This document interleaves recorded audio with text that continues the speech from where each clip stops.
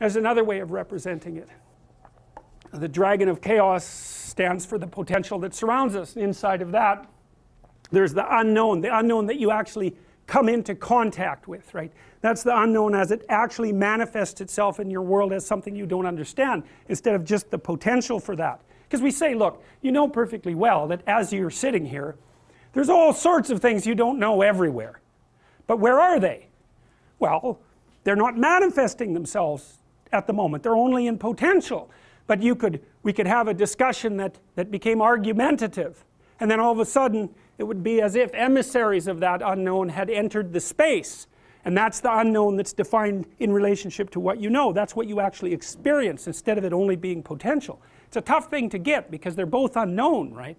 You think, well, how can there be two different categories of unknown? Well, latent and manifest, that's a good way of thinking about it. You know, in a relationship, it's going stably, but you know that sooner or later something will come up. Okay, up. From where? Why up?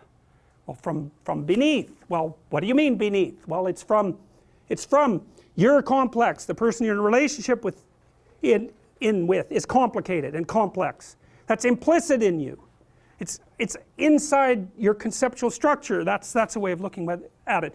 Now and then, when there's a disagreement, it will manifest itself, and you know that. You know that there's still trouble brewing ahead in a relationship, always. And that's part of what keeps them alive. There's an interesting piece of empirical work done on this a while back. So you might think, well, what does the optimal relationship look like in terms of positive and negative emotion? You might say, well, utopia, nothing but positive interactions. It's like, no. Imagine you get people to code the interactions they have with their partner during the day. You know, you sample it. You say, was that interaction positive or negative? And then what you're trying to do is predict the longevity of the relationship. Okay, so here's the data. If it falls under 5 positive interactions to 1 negative interaction, the relationship doesn't continue. Fair enough, too much negative. That's easy to understand. If it exceeds 11 positive to 1 negative, the relationship doesn't last. Why? No challenge. Right? What do you want from your partner? Bliss? No. No, you don't. You want periods of peace punctuated by a good fight.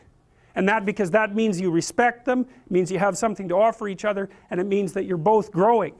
And so you don't want the fight to be too dramatic because, well, then you retreat, you can't settle it. But the person that you can completely map and who only does positive things for you, it's like A, you don't know that person. B, they're not communicating with you, nor you with them. Maybe they're just subordinating themselves to you or you to them. And you're not growing. You want someone who can, a real relationship is a wrestling match. It's a grappling phenomena that you both emerge transformed from. And that's what people want. They don't want a pushover. Not unless there's something wrong with them. You know, a narcissistic person who never wants to be challenged will want a partner who does nothing but deliver exactly what they're told to deliver, but they will mistreat them beyond belief, and perhaps deservedly so.